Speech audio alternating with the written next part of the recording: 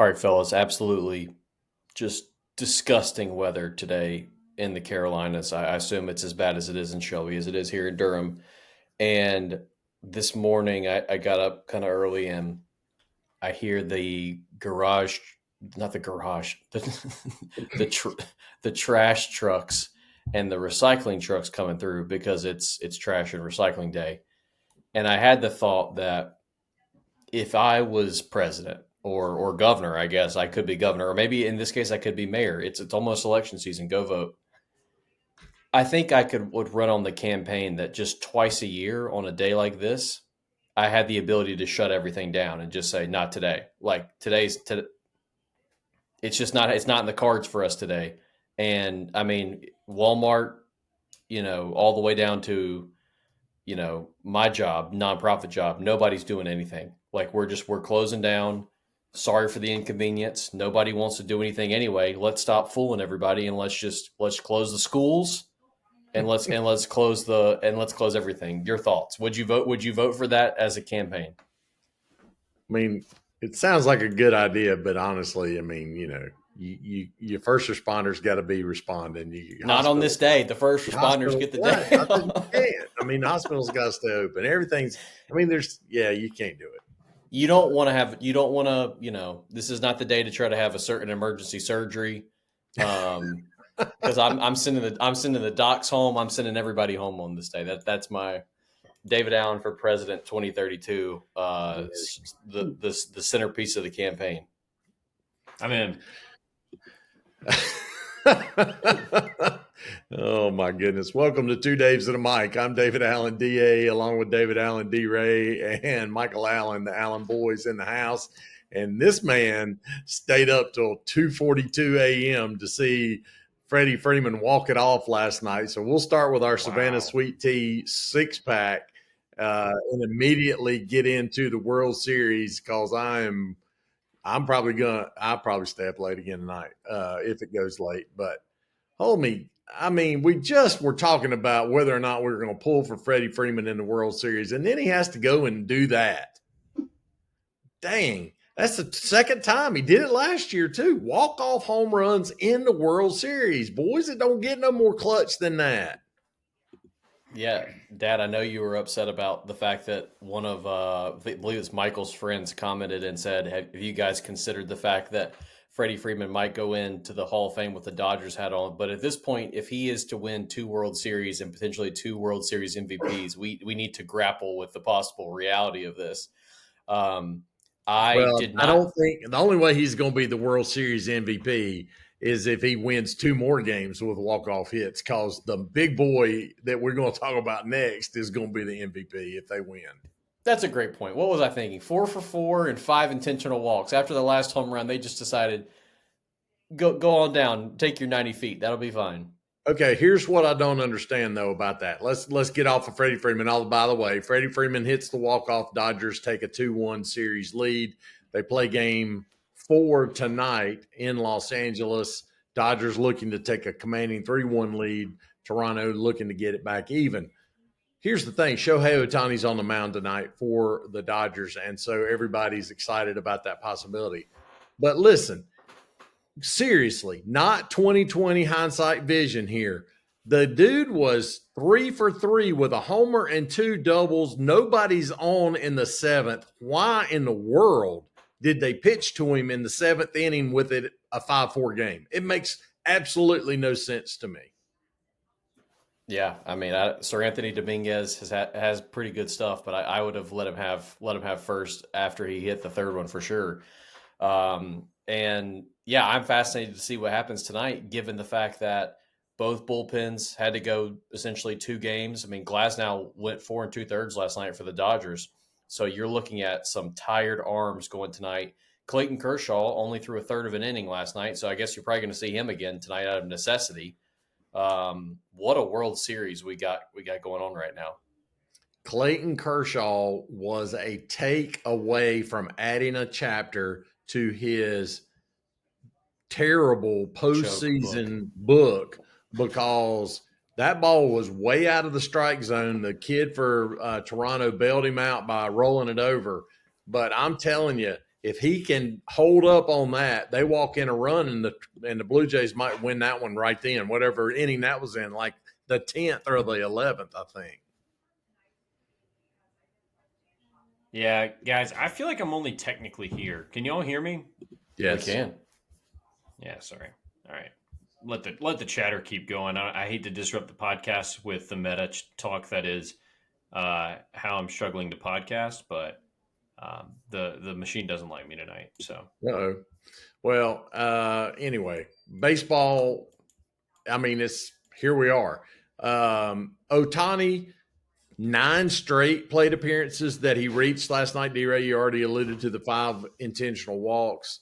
That's an incredible stat line. I don't think it'll ever be duplicated, honestly. 9 for 9, No, 9 never happened trips, again. 9 on base. Dude, First and that person guy. with. Sorry, go ahead. No. I'm just saying. I mean, he does it all. I called him a unicorn. I know Babe Ruth did it, but it was such a different era. I don't even know if you can compare the two. Maybe you can. Um, but I will say you were making the comment last week of it, like guys, you know, training to just do what he did last week against a high school baseball team. Here's the thing.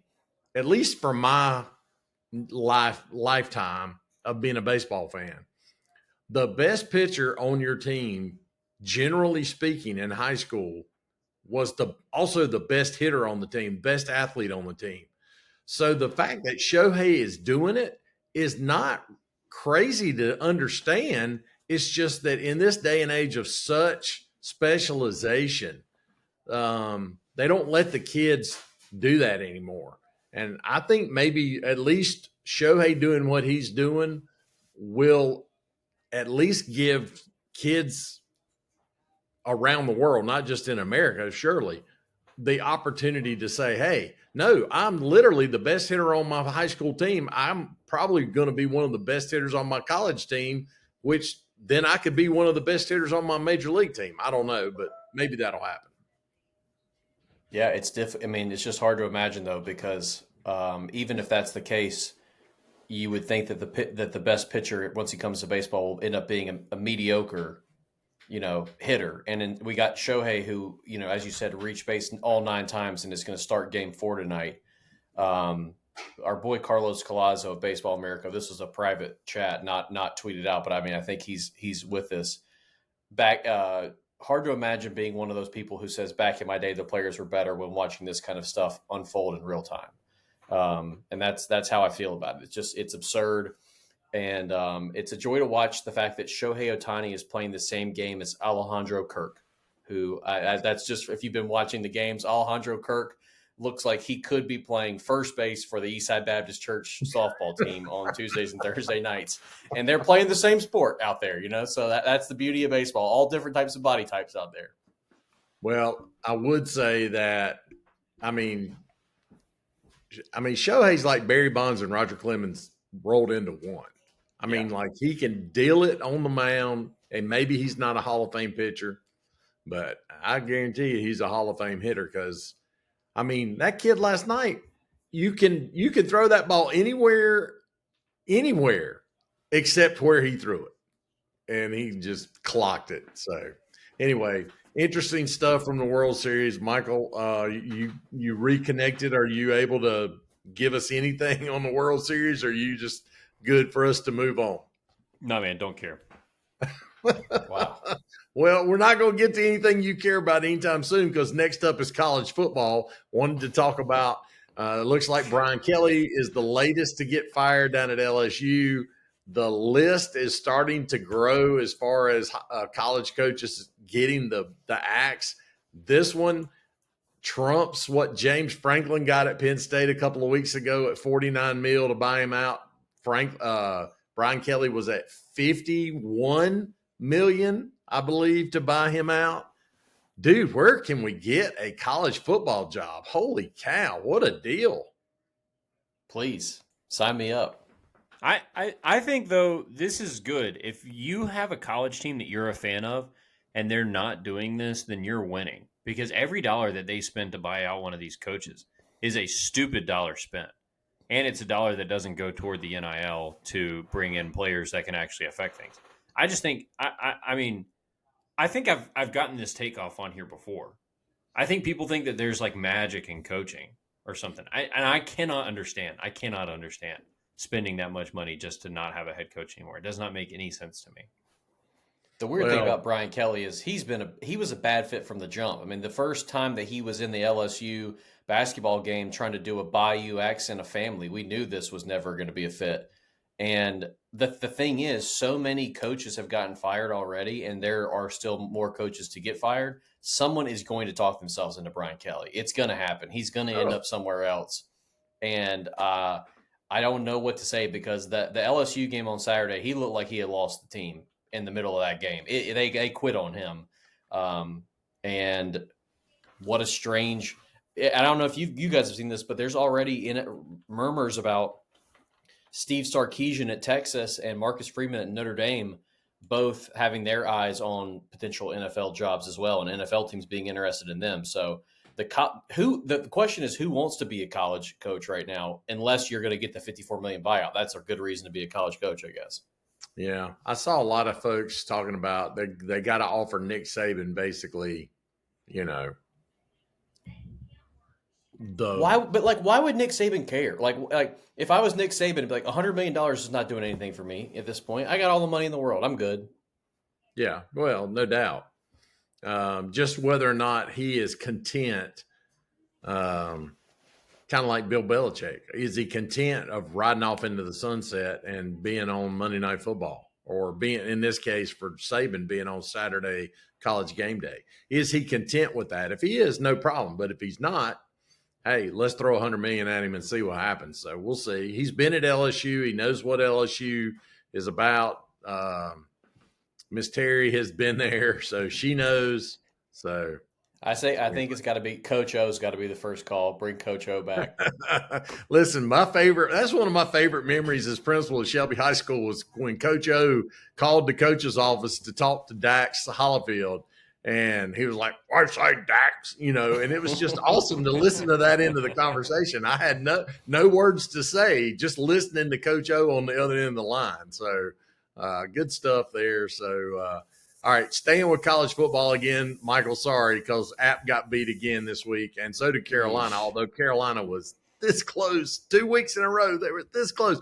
What about the Indiana Hoosiers? Listen, James Franklin got fired because UCLA ran a duck on Penn State, and everybody was just like, Penn State, UCLA is terrible. What in the world?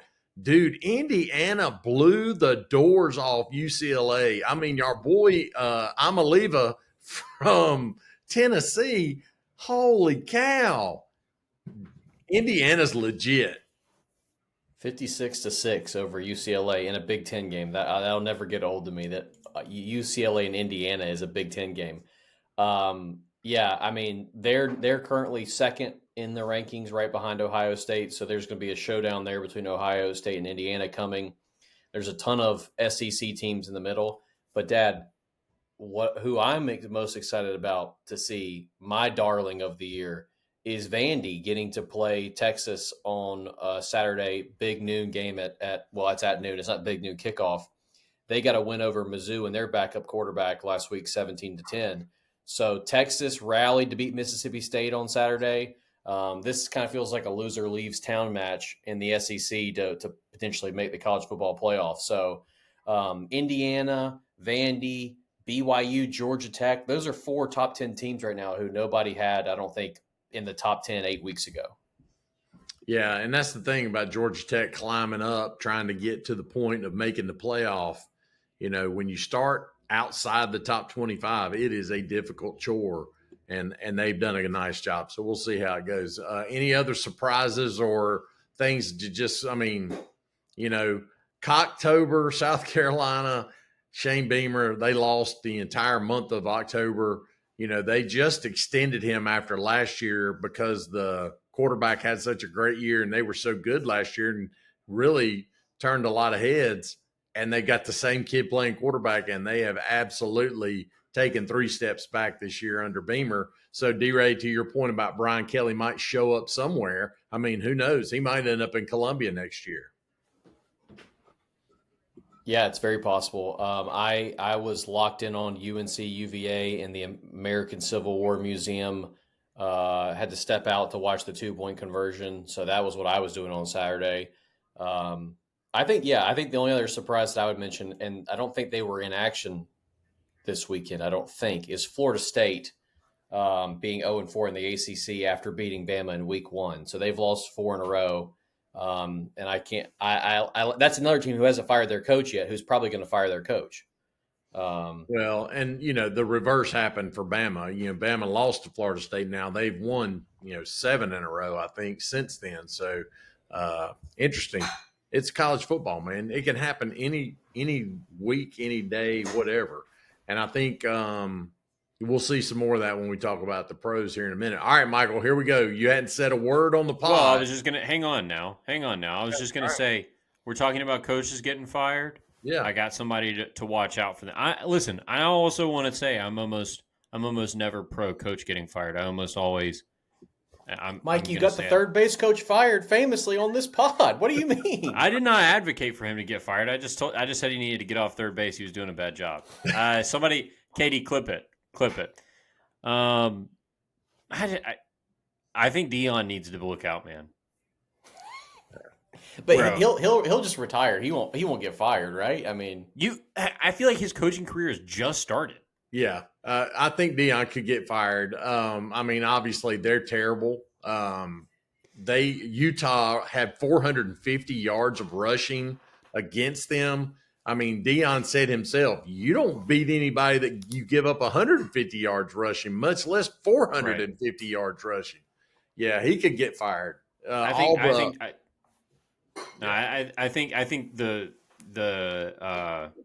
I don't know, the pomp. I don't want to call it pomp and circumstance. I don't know what to That's call what it it around is. Dion. The swag around Dion is the glitter's kind of faded, and it's kind of like, okay, is he going to lose his job? So anyway, that's my college football thoughts for the weeks. Dad, you were about to position us into something that maybe I wanted I to was talk about. about to position you into something that you're going to get excited to talk about, and as how about the Charlotte Hornets? They were not doing so well the other night in their third game of the season, and then all of a sudden they come out after halftime and put 88 on the board. So my question in the Savannah Sweet Tea six pack is: are the Hornets for real? I know it's only 3 games in, but Mike, what do you got to say about your boys? All right, first of all, I want to address, just based off of the fact that I can't manage to even say anything about the World Series or really about college football. I don't think that my brain would be able to handle having multiple teams going at a time that were good. I was trying to close my eyes and imagine if we were getting this start of the Hornet season and the Braves were in the World Series. I think I would just have to miss it. I think I just And the wouldn't know Panthers that were 7-1, or and the Panthers were winning. It's actually beneficial to me that I can just kind of close my eyes on some of my fandom. Sorry, go ahead, David. You're to saying clarify, you would miss what? You would miss the World Series or the no, start I of the would Hornet miss. season? I would miss the Hornets start. Oh, okay. I thought you were saying I'm so locked in on the first 3 games of the Hornets that I'm out on the World Series. No, I'm out. so locked in on the first 3 games of the Hornets because all of my other teams have let me down thus far. I got you. I'm so with that. I'm just kind of that. whatever. Screw those sports. I understand. Dude, I mean, first of all, number 1 rated offense in the league through 3 games, number 10 rated defense. That holds up to the eye test. I would say that in our game the other night, I guess against who did we just play that we beat? It wasn't the Sixers. The Nets? No, not our third Opened game. against the Nets, beat the Nets, The Wizards. lost Thank to you. the Sixers. It was the Wizards that they put 88 up on in the half. Well, in our game against the Wizards in the first half, it really looks like we were struggling to shoot the ball, and then we came back in the second half and freaking found it. The story thus far is the rookies. Sion James from Duke has been far and away the thing I'm most impressed with. Not saying that he's the best of the rookies. He is by far the most bang for your buck that we've got thus far. Ryan Kalkbrenner he's huge. If we can figure out a way to keep him on the floor and give him a little bit more presence on the defensive side of the ball, he is going to develop greatly. Liam McNeely has probably been the bust of the crew so far, but again, we're three games in. I look for a lot more out of Liam McNeely. And then, finally, I saved him here for last. Con Knipple. has been unbelievable. The way he's shooting the ball, but also just his presence. LaMelo has really relied on him. Um, the rookies I think are the story of the season, and then thus far, and I mean also just I mentioned LaMelo right there. We could be witnessing the LaMelo jump year. I've been saying for a while that like aside from health, I just need to see LaMelo prove that he can be the guy. Um, and we could be at the beginning of that season where we see that LaMelo has it in him to be the guy. So I'm stoked. I couldn't have asked for anything better thus far. Here's the one thing that I'll say. Watching them the other night, Mom and I were sitting there watching, and I said, the one thing that strikes me about LaMelo, and I guess I've never had this thought process about him before, is that he is a slight built individual. I mean, like even if you compare him to Steph Curry, like he is little, he is thin. Yeah. I mean, I would say, my dude, you need to be like a whole lot harder in the weight room or something. Well, that's what he did. That's the Get whole get some story of. protein shakes or some smoothies, D-Ray, get him on the smoothie train or something, because to me, that would help with his physical ability to stay on the court, just Yeah. because he doesn't look like he's big enough to. I mean, Yeah. I don't know. That's just me. And I know I said that to a kid at Shelby High one time, and his dad called me the next day and gave me down the road for saying that about him, because he was trying to gain weight and trying to work out and all that kind of stuff, and he just couldn't put on any weight. And I said, dude, I'm sorry. And so LaMelo, I'm sorry if you're trying real hard and you just can't make it happen, but he needs to bulk up, in my opinion, I think a he little did. bit. Well, I think he did that. He did heavily in the off season. He Okay. put on a lot of muscle mass, so hopefully that'll be part of the thing that'll help. He's listed at 6'7", 180. I mean, he needs to be 6'7", 210. Probably, like honestly, like to be 6'7", bro, you need to weigh 200 pounds. I think, right? Yeah, I think so. But Michael, the thing I Can't wanted to believe point he's out, 6. Is he really 6'7"? Is that legit? that's Six, what he's seven. listed at. I don't know. I mean, Six, oh god, oh my come gosh. on, that's What I so wanted, lame. I don't even know what. I have no clue. So don't even ask I me. think that's like the origin of that meme. So Probably so. it's well, you literally. Is he really 6'7"? I think he's what I wanted to is. point out is that Mike, the thing about LaMelo making the jump that I think is interesting is we don't need him to score 40 a game. You're not asking for that, right? If you look Right. what it is, it's more about efficiency. And so far, he's 52%. He's averaging 48% from the field, 41% from three. That if I was a Hornets fan, that would be like if I could pick one number in his box score and say, can we keep that? It would be the field goal percentages. Do Like, you know? Do you know how many dumb shots that includes? Like yeah, this is my thing about LaMelo that's so funny is that 4 possessions a game, he brings the ball up and it's like he's got in his head that there's a 4 second shot clock. yeah, And he just like heaves it off 1 foot with a hand in his face. And I'm yeah. like, dude, what are you doing? But then, I mean, he does it like 4 shots a game where you're like, dude, what are you doing? And then like 2 of them go in and it's like, okay. It's Gabe DeVoe versus sick, Drawn. He's just like, listen, I clear half court, and I'm seeing a giant bucket up there hanging off the rim. Now, that's Yeah. like First Baptist Church RA basketball, Glenn Davenport coaching on the sideline, and I'd come down, start taking a three, and he'd be like, no, David, and he'd go in, and he'd be like, all right, that'll be. The thing that I think is going to help the efficiency side of LaMelo more than anything is depth. We've seen this happening in the NBA for probably 2-3 years, where it started to look more like a weak link league than it is, a big three league where you have to have the three best players, and it's more like who has the worst player. This team, we've got injuries right now, and we still feel deep. When we get a couple of guys back. Like when we get Grant Williams back, Brandon Miller unfortunately only played a game and a quarter or whatever.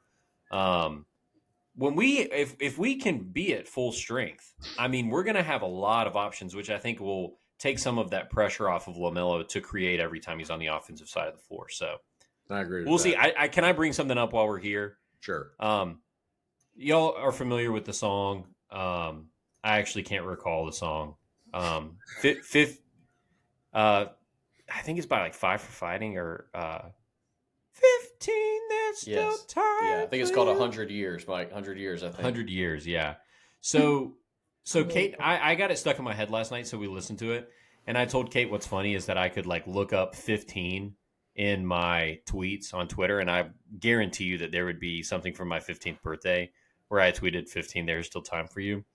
I was correct, except it was the day before my 16th birthday. I tweeted 15. There's still time for you. Um, while I was doing this, though, I found this tweet from June of 2016. Um, somebody tweeted, Lynn is apparently signing with the Lakers because he's getting offered the max, talking about Jeremy Lin. Jeremy Lin, yeah. Somebody replied, you don't need a max contract to bring him back. He's only going to need $2 million. I replied, yeah, buddy, he's definitely looking more like 15 to 20. I'd be more worried about keeping Marvin. Talking about Marvin Williams. Mike, that was inside info that summer, dog. I think that was inside info. You should have been tweeting that out. I was Jeremy working for Lin Tandem that summer. Yeah, Jeremy Lin ended up getting 13 mil. So I was right. That guy was wrong. But I was just saying, like that's the trenches we've been in as Hornets fans. I was tweeting about Jeremy Lin's contract back in 2016. Man, that's brutal.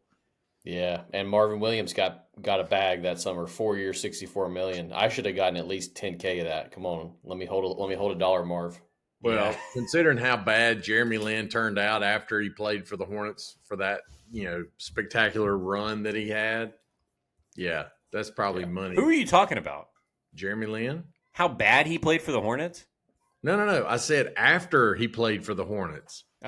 He was not very good after he left Charlotte. Sorry, he was a hooper though when he was in Charlotte. So I thought you were trying to revise history on my boy. Like Jay his Lin, career was legitimately like 6 weeks long. I mean, he got paid for not much. I mean, honestly, but let's move on. Let's talk about those Carolina Panthers staying in Charlotte. Let's talk about the Panthers. I mean, Andy Dalton looked like he might have died on the field on Sunday. That was terrible. Yeah, he was awful. I mean, it was like I just said, like I'm glad that I can just close my eyes on half my teams. It was almost unwatchable. It was unwatchable. I turned it off. Yeah, I mean, as you should have. But I mean, a lot of it being Andy's play. I think you and I were on the phone at one point. He had fumbled an interception, and then like he did a couple of more dumb things, like the sack right before half. Like, what are you doing? That's the only thing you can't do there. That's the only thing you can't do is take a sack. It's awful. Of all the things that could happen, the worst thing that you could do is take the sack. Dude, and they showed the list that like he's got the 26th of all time, 26th most passing yards, 25th most touchdown passes, stuff like that. I mean, he's like, how do you? I mean. There was like an 8-year stretch where they went 10-6 every year and lost in the first round of the playoffs every year. Yeah, yes, I mean, it was unbelievable. No, I just was going to say, so I was in Virginia this weekend, touched grass, did not get to watch a lot of the football. There was one possession game. It's the first time it's happened since like 1972 or something. So I picked a good week to miss. And the one possession game was Jets-Bengals. Which I mean, even if it was a good game, it was a game between two horrible teams. So I'm glad that I ended up missing the 1 week where there was essentially no competitive games. And then on Sunday night, Packers-Steelers was a little bit more interesting, even though it ended up being a 10-point game. And then last night, the Chiefs, they're in form. I mean, they've got their team back. They're rolling, and they ended up blowing out the Commanders. So only one game was a one-score game. That's wild. So that leads to the next question is then based on what the Chiefs have done the last 2 weeks, now that Rashee Rice is back, based on what the Eagles did yesterday, I mean, Sunday, Hurts was 15 out of 20 for 4 touches. Saquon Barkley had a couple of touchdowns, although it looked like he went out of the game limping. So I don't know what the status of that is, but based on where we've been up until now, and now what's the most recent, which was this week, is it the Chiefs and the Eagles again this year, or can somebody step up to knock them out? Well, if somebody steps up in the AFC, it's going to have to be a quarterback who is completely unproven, it feels like. I mean, obviously it could be Josh Allen, but It could be Drake May, who, by the way, clip this, clip that, y'all, all the time. I told y'all 4 weeks ago the Patriots had the easiest schedule. They're about to run up. They're 6-2. It could be Bo Nix. It could be Justin Herbert. Or it could be, I mean, I don't even know. Like right now, the 7 seed in the AFC might end up being, Trevor Lawrence and the Jags. So it could be Drake or Daniel Jones. Sorry, that's who I forgot. I mean, Daniel Jones is 7-1 right now. So I think the NFC is wide open. I think Packers, Eagles, Bucks, Seahawks, Lions, Rams. That's 6 teams. All of them could end up in playing for the Super Bowl. I don't know which one of them I would put as the favorite, but I would bet against it being a Chiefs Eagles rematch. Okay, and I think that's fair. I think there is a lot of good football being played. It'll just be a matter of. But I think it's the game last night brings us to another good point and talk about injuries and whatnot. I mean, injuries are part of the game, no question about it. But it does feel like the Minnesota Vikings with J.J. McCarthy going out, the Cincinnati Bengals with Joe Burrow going out. Now Jaden Daniels has been on the shelf for a couple of weeks for the Commanders. Lamar Jackson's been on the shelf for a couple of weeks Murray for the Ravens.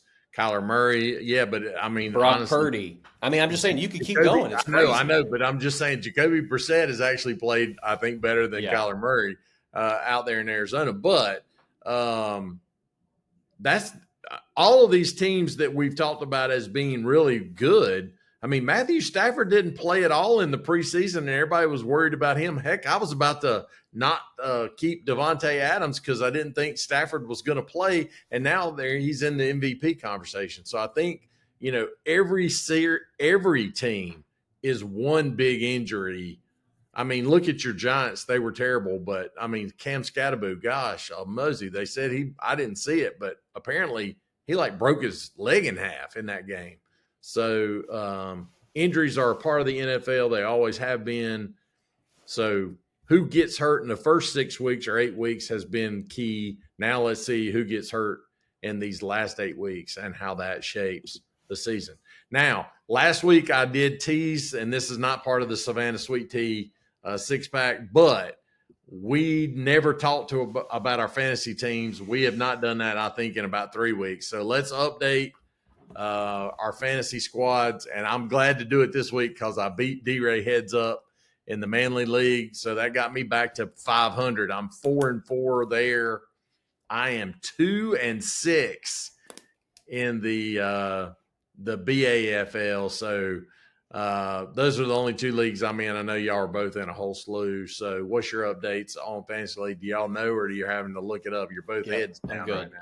Great year for D-Ray. I'm 5-3 in 3 leagues, 4-4 in 1 league, and I'm 10-6 in the other league, which that's a league where we play against the league median every week as well as your opponent. So my only fear is that I am very good, and I feel like I'm very competitive in all of them, and I don't have a league winner in any of them quite yet. So going to have to make some moves, but a good year for D-Ray.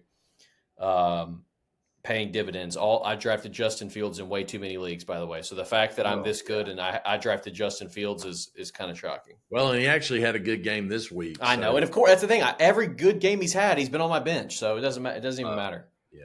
Well, and your downfall this week in the Manly League was you started Dak against me, right? And I would have started him too, just because even though the Broncos are really good on defense, but a very bad day for Dak. And so needless to say, Michael, where are you at? You got yours figured out? Yeah, so my worst 2 records are 4-4. I do not have a losing record anywhere across all 6 leagues. That's awesome. So in the League of Lions, which is my high school league, I'm 4-4, and in the Manly League, I'm also 4-4. In the Revolution, I'm 9-7. So that's the league that David Ray was talking about, where we play against the league median. In Kate's Family's League, I'm 4-4. In the Bad News Bears with David Ray, I'm 5-3. And then in the BAFL, I am 6-2. I also have a similar problem to David Ray, where even in the leagues where I have a winning record and not just a even record, I feel like I don't necessarily have a championship contender, except for in the BAFL. I am deep in that league. I took some bets, and this is one of those years where I took bets everywhere, but for some reason, all the bets that I took in that league have worked thus far. So I mean, we'll see. We'll see. If I'm going to win one, it might be that one, though. We'll see. All right, sounds good. Let's get into the buy or sell. I'll go first because mine just kind of is a lame one for the most part. But I'm going to sell, stores, big box stores, not having complete sets of stuff that you can buy. And I'll give you the example because I had to do it today. So I'm putting in a shower over at grandma's house. I go to Lowe's here in Shelby, going to buy a 3-piece unit. So you don't buy just one piece anymore. Like back in the day, you buy them in pieces. So I needed the base plate that has the drain hole in it. Then I needed the back wall and I needed the end walls. So I go to Lowe's. They got it listed right there on the, they got a display. They got everything. Then I go starting to hunt the 3 pieces. They've only got one of they had 2. They did have 2. They had 2 of the 3 pieces, but they didn't have the piece that I got to have. I mean, I need all 3, but you can't even put the thing together without the base plate. So closest place was in Spartanburg. So I had to drive to Spartanburg today to buy the third piece that I'm missing. Anyway, I ended up buying the 3rd piece plus a 2nd piece from them. Since I figured I was driving all the way down there, I might as well give them the business. So, listen, if you're in a big box store and you're going to have things that require 3 things, have all 3 things in stock. Come on. I'm selling that. It's a good sell. It's a good sell. I almost went political this week, but I decided not to. I'm keeping it out. I'm 2 days into my remaining political free for your conversations. I teased this last week. I had Whataburger last week on Tuesday evening, and you might be surprised that I'm going to sell here, but it's not the sell of Whataburger. I don't want Whataburger in North Carolina. It's no problem with the chain itself. It's that there's something beautiful about the regionality of these food chains. I don't want there to be a Bojangles in Seattle, I think these places should stay in their lane. And when I go to Texas, I should get to eat that Whataburger for the one time I'm in Texas, and In-N-Out when I'm in California. I don't want them to start bleeding into North Carolina. I find it bizarre because let me tell you something. The Whataburger was completely mediocre. It was completely average. Fries were fine. Burger was fine. Coke was a little flat. I don't care. But if you would have asked me before, I would have said Whataburger was great because I had it that one time in Texas. So I'm selling these regional food chains, deciding that they need to take over every corner of the market. Stay in your lane, and keep Bojangles right here in North Carolina and in the South. I don't want to see them everywhere. Yeah, I mean, I think that kind of tracks with Krispy Kreme going national. When they were just kind of a regional thing, they were a whole lot better off than they are nationally now. I think NASCAR did the same thing in the sports world. They got away from going to North Wilkesboro and Richmond or Rockingham and places like that, and decided to go to all the super mega speedways. And I think they kind of lost their way a little bit. So I'm with you, and stay regional. What do they say? Don't bite the hand that feeds you. There it is. Yeah, stick close. All right, Mike, finish up with the buy or sell this week. All right, I'm gonna figure out a way to make this a buy. Kate told me I always sell. And it's because we pulled up to Harris Teeter, and I was like, where can I park? Where can I park? I know they've got 4 spots for veterans and parents at the front. Mike, oh my God. Are you serious? What? Did you really have the thought about selling that? Yeah. Mike, I'm not going to, but I was at Harris Teeter this week, and I said, I literally said, I told Haley, can I make this on the pod? Everybody's got their own parking spot. Yeah, I don't have a mobile order, children, or a veteran background, so I guess I just don't park here. Maybe I just shouldn't shop here. I mean, sorry, literally, the first 10 spots are taken up by one of those designations, so it's just kind of confusing. And again, TYFYS to my parents and veterans. Absolutely. Out there. It more has to do with the fact that they are also taking up 8 spots with mobile orders on top of that, where it's like, guys, come on, get real. But anyway, I digress. Kate told me I sell too much on the pod, so I'm buying something. I don't know if you guys have ever noticed this. David Ray, you've got a lot of books there behind you, so I think that you might vibe with this take a little bit. The bigger the book, the more embarrassing it is if you haven't read it. You know, like I got a if couple you've of got those, like bro.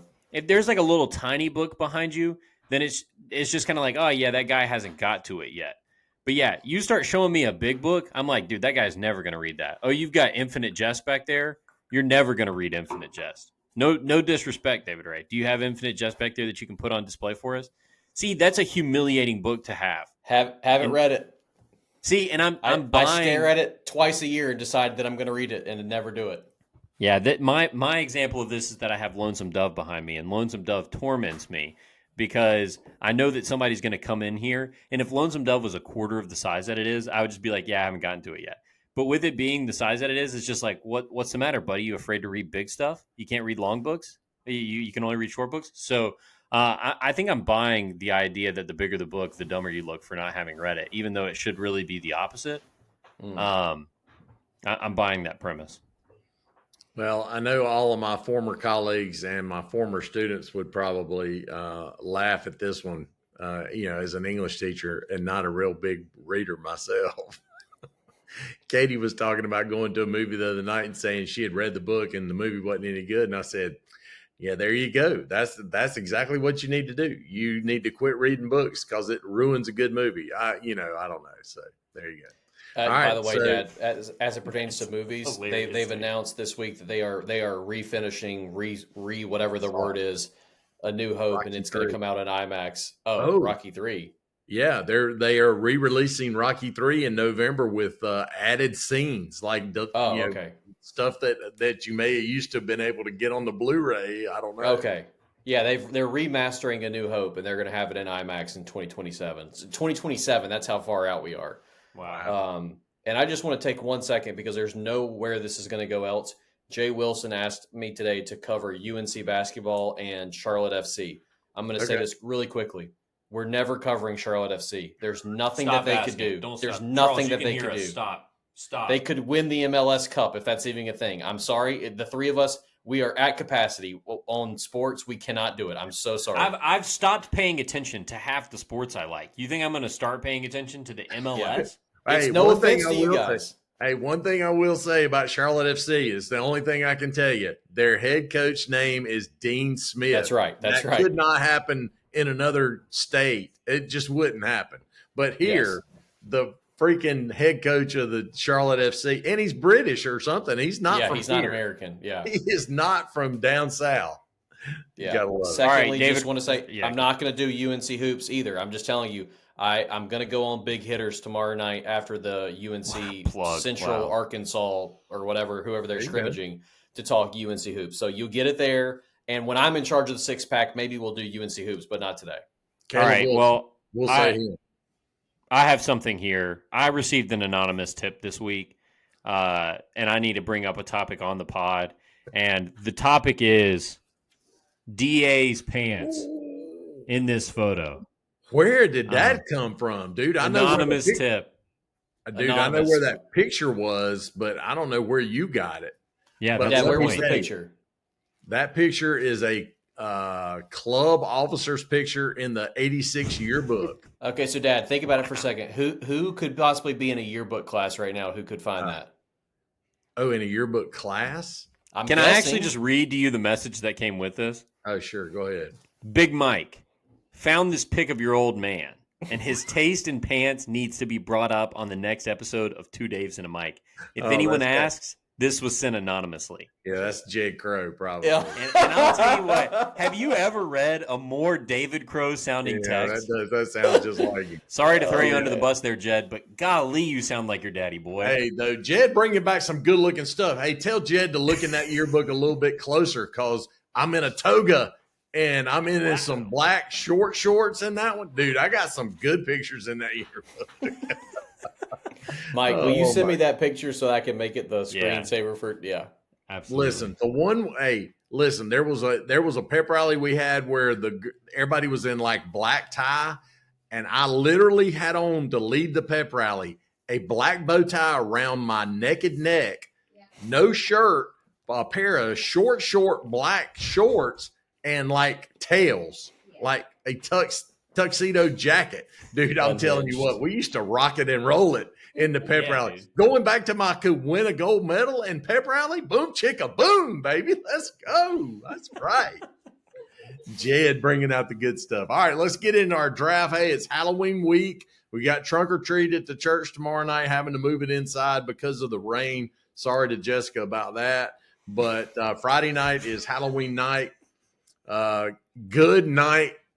I mean, it's going to be high school football night, honestly. So we're going to have a little problem with Shelby Burns and Crest Kings Mountain while people are trying to trick or treat. But because of the Halloween this week, we decided to go with best Halloween candy. Best Halloween candy. And I'm going to just say right off the front, if either one of y'all takes candy corn as the best Halloween candy, I'm calling a halt to the draft because that is some nasty stuff and it does not need to be in the top 100. And we're not going to draft that many, but just saying, don't be taking candy corn in this draft tonight. Okay, it was a big blowout win for me last week. 70% of the voters agree with me, and I think the cookout draft seems to have swayed people. The cookout, going out to get cookout, is what seemed to have swayed people. So, Okay. I got the first pick, and then Dad came in second, then Michael. So we'll just go in that order. Do you guys want to? How many rounds do you want to go? 4 rounds? I mean, it's candy, man. I probably could go 10, but yeah, let's go 4. 4 rounds. I think it's easier on Katie for the Canva when it's less than 5. So, Oh yeah, for sure. Fewer than 5. Excuse me. Sure. First pick, I'm going to take the Reese Cup. I think it's the clear cut number 1. Yes. Everybody's in agreement on that or no? Dude, that is Nah. yeah. I mean, listen. No, that wasn't even on my big board. Respectfully, not even on my big board.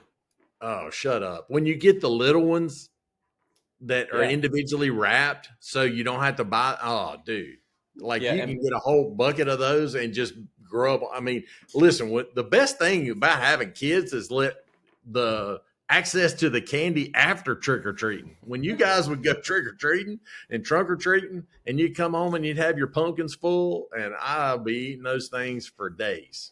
Hey, this is not a secret anymore. I think people know about this, but put the Reese cups in the freezer. Yeah, special. So, all right, DA, we'll go to you here.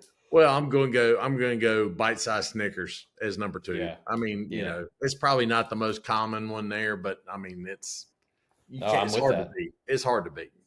Y'all letting an absolutely supreme chocolate dessert or chocolate pick fall to me right here with Twix in the 3 spot. Twix far and away the best of the chocolate candies in my opinion.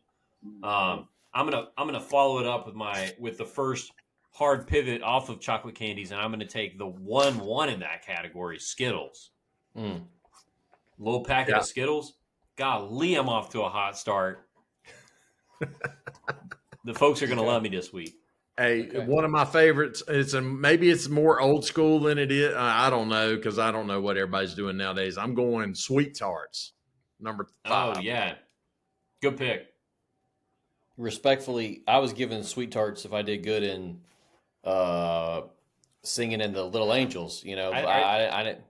Was that Little Angels, Mike? What was that? No. Sweet Tarts and Smarties are not the same thing. Yeah, you're thinking of Sweet Smarties, Tart? David Ray. The Sweet Tart is in a little pack. It's actually it's in a little pack that says Sweet Tart on it. You're thinking of the Smarties, which is like a roll of the. And I don't think they're tart. I think they're all just sweet. A little bit of both. There's a little bit of tart in them. All right, guys, I love what I'm getting here. I'm going to go Butterfinger in the second pick. I knew you were going to take Butterfinger. And I'm going to go with the Peanut M&M in the 3rd spot.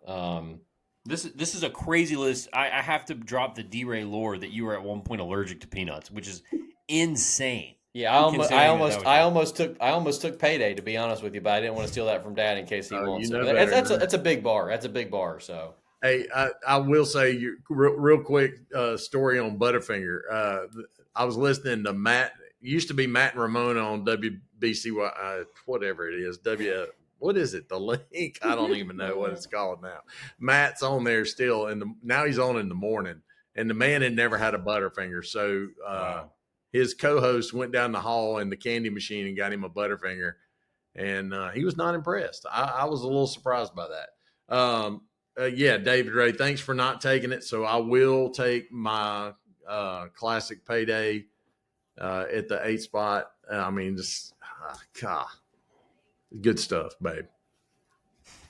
All right, Michael for 2 here. I think All Michael right. likes the way the board has shifted for him. I think he's happy. Oh, I absolutely. I'm thrilled. I mean, I'm going to get everything I want and some. Um, right here again, I'm more of a fruity candy kind of guy. Um, so I feel like I am having a hard time kind of deciding what the people will want, but this is going to be a personal take here in the I three was going to spot. say, I know what you want. I don't know what the people want, but I know I exactly what you want. I want a caramel cream or a small cowtail. If Oh, wow. All right. Oh, Which one are you are you taking? familiar? Well, yeah. they're both kind of the same candy, but I felt I was going to leave it to y'all which one of those feels more like a Halloween candy. I think the small cowtail. Yeah, I would say mini cowtail feels more right to me, but Okay. your pick. I mean, Yeah, I want some. I want caramel and cream. yeah.